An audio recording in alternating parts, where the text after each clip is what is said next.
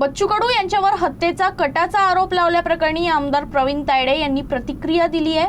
आमच्याकडे या संबंधित ऑडिओ रेकॉर्डिंग असल्याचंही त्यांनी म्हटलं।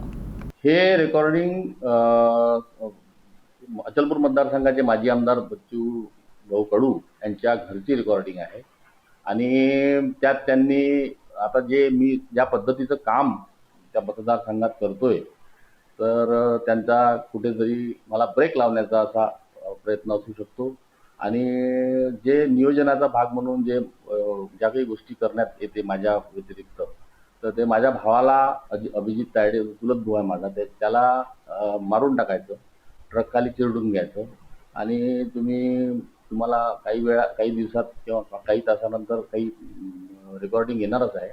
तर त्यामध्ये सगळं नमूद आहे की त्यांनी बोललेले आहेत ते की 2-4-5 लाख रुपये देऊन आपण मारून टाकू, एकदा खलास होऊन जाते मग झंझट राहत नाही, अशा प्रकारचं त्यांनी परतवाड्यात सुद्धा काही लोकांकडून माझ्यावरती अटॅक करण्याचा प्रयत्न केला। त्याचा सुद्धा उल्लेख आहे।